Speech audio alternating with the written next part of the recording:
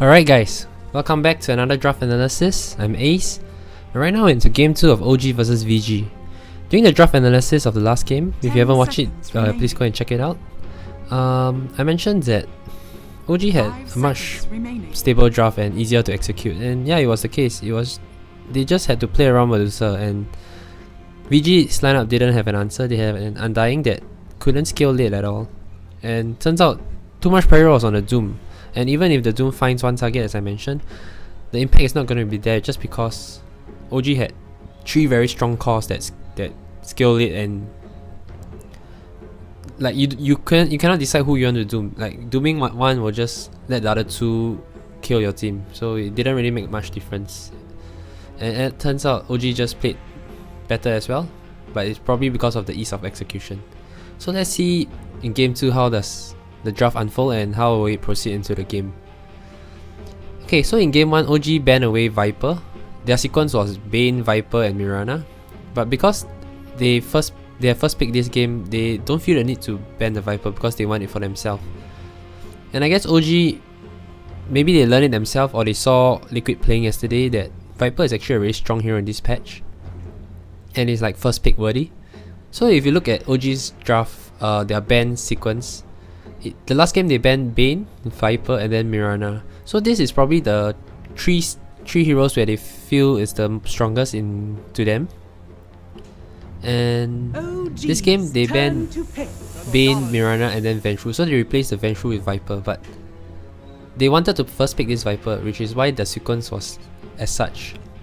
You don't see them banning Vengeful, Bane and then Mirana. This was one point I mentioned. It's like you want to ban the highest priority first, because the other heroes might be banned by your opponent and you don't want to waste a ban on it if that's the case. Yeah, so that's just a point I want to bring around. And moving on, VG on the other hand, they banned Beastmaster, Brewmaster as well as Spirit. So last game they banned 2 very weird bans, I think. One was Shadow Demon and I can't remember what the other one was.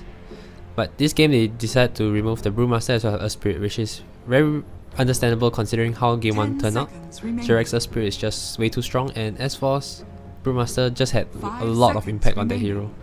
It's like you have to burst him down. Every fight you just have to try to burst him down. If you don't, you're just going to lose the fight, and there's too much pressure going into the game. So instead you just ban it, and VG responds to the Viper first pick by picking up the Undying once again and the Shadow Shaman. So this is the exact same dual support that they had in game 1. I don't really understand this Undying pick, but as I mentioned, Lanham is a captain that really prioritizes first pick Undying. He has done it even back in 7.06 and he's continuing to do so in 7.07. I'm not sure what is he trying to achieve out of this pick. I understand it's a very strong early game hero that helps you dominate your laning, but he just doesn't proceed to the mid game with a purpose in a way, unless you're like trying to do a push threat or something, and Tombstone is a very deterring factor. Well, let's see whether the plan will work out this game. OG they go back for Jerax Tasca. 5 seconds remaining. I'm not sure why we would let so many other Potion 4 heroes in the pool, and I'm not sure why they decided to go for Tasca. Maybe they have a new plan in mind with the changes to Task.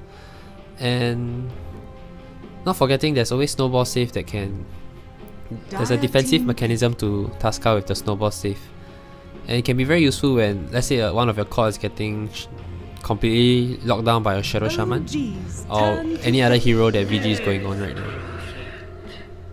Okay, so OG they decided to ban the Pagna as well as Bat Rider. Pagna has a new change where he can now decrepify the Undying's Tombstone.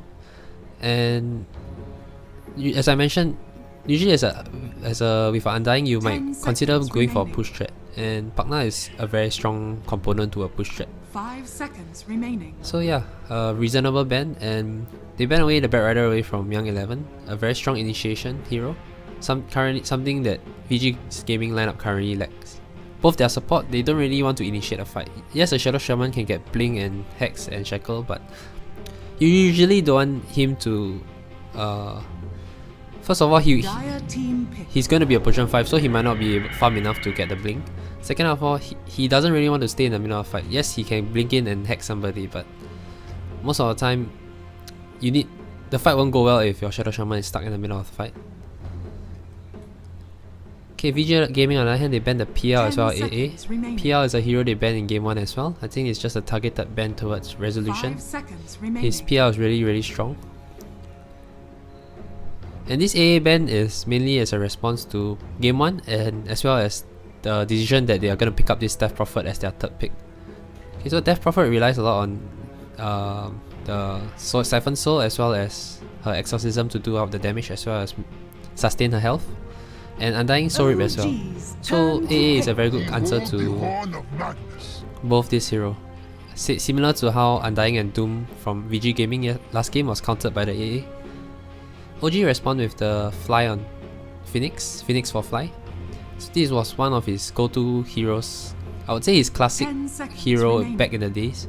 And as I mentioned, when you're going into a new patch, what better way to try out new heroes that are your comfort picks.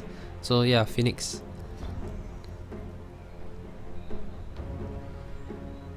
Currently, VG Gaming doesn't have very strong tools to deal with a Phoenix Egg. They only have 2 range, Death Prophet as well as Shadow Shaman. And it's very unlikely that Shadow Shaman will be in position to right click on the egg. So right now, all they have is actually the Death Prophet to right click. VG Gaming went back for the Magnus. This Magnus pick for 11 was one of his classic heroes when he was playing at TI7 with LGD. He played. This was the exact hero that OG was drafting against LGD during the TI7 lower brackets, and they lost. OG tried to pick Magnus for themselves to deny pick towards LGD, and it turns out the game didn't work out for OG as well as they wanted to.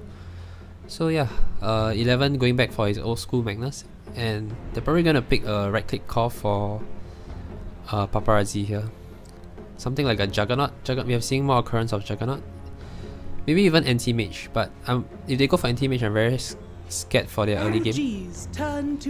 Yes, they have Undying to buy them time, but we'll see whether they decide to go for it or not. OG goes back for S4 Centaur. Currently, their only initiation is task snowballing in or blocking people with Ice Shot. So now they have a secondary initiation on the Centaur. We have seen a few Centaurs yesterday as well. So yeah, this hero is definitely back into the offlane meta. 5 seconds remaining. It's also because the lane dynamics have shifted that now heroes on the offlane are... they tend to get lesser than they do in 7.06, and Centaur is a hero that you're okay with getting lesser out of the lanes. As long as you can somehow farm your bling within the first 15 minutes, you can always still make a huge impact in the game. Turn to pick. VG Gaming, they banned the Terrorblade. As I mentioned, OG really likes to play illusion based hero on Notio. But I'm pretty sure Resolution won't be the one playing Viper. Okay, maybe he is, like, but they could still very much switch Notio into the Viper role and pick something for Resolution here. Similar to how Liquid plays it on Matupaman instead of Miracle. It's just you want your highest impact hero to play something else apart from a Viper. Viper is really very monotonous and doesn't have much impact in terms of the styling on your opponent's kind of playstyle. Okay, so as I mentioned, OG decide that this AM is a threat and they ban it away. So VG Gaming, the most obvious heroes I can think of now, it's probably Juggernaut, or what other melee cores they have that will be good against what OG currently have. PL is banned. I say Juggernaut is good because he can always spin and right click the Phoenix Egg, and if anything, OG doesn't really have good ways to deal with him. And OG, yep, they go for Resolution Storm Spirit. So I mentioned they're definitely playing this Viper on Notio because it's just the way the lineup works. They want something more impactful and requires more farm priority on Resolution. And this is going to be a safe lane Viper, which means he's not going to require a lot of help. He can do well on his own against a Magnus. He can totally crush a Magnus actually. And this allows the supports to roam around and pull. Choose your hero. So yeah, the OG's laning is really strong. They definitely need to focus. Jarex and Fly is going to need to focus their attention on Resolution this game. They need to protect him prevent any potential ganks that come in towards him. Storm Spirit is not the best laner against Death Prophet, but he's still fine. He won't die on anything unless supports come in to gank. But as such, the OG supports, as I mentioned, they need to be ready for these ganks from VG Gaming and protect their mid player. And yes, I called it. VG Gaming went for the Juggernaut. Probably the most obvious choice, as I really couldn't think of any other heroes that could suit their lineup right here. Currently, VG Gaming, what answers do they have for this Storm Spirit? They have the DP Silence, they have RP, and they have Shadow Shaman Lockdown. Every other spell, as in nothing else, is a lockdown for them. And usually when you're playing against a hero like Storm Spirit, you want some sort of lockdown so that he cannot play as aggressive as he dares to. So Resolution, he doesn't have the freest of Storm Spirit game, but if he gets farm, he definitely can still go ham in this game. All in all, the laning phase, I think it will go pretty even. The Undying is meant to win early games, but I think OG definitely have the capabilities to deal with him, especially with this Viper safe lane. They free up the supports to do other stuff. Centaur is also pretty strong, self-sustain. And yeah, all in all, I think it's a pretty even draft, and it's going down to execution. I have to say one thing, that OG really relies a lot on this Resolution Storm Spirit, but that has been their playstyle all along. If Resolution doesn't have a good game, they're just not going to work out at all. Similar to last time when Anna was playing with them. Maybe not as much. I feel like now Resolution has much more priority over Anna in the past. I think VG definitely have a much better draft comparison to game 1. And if this is their chance to take a game off OG, it might be this game.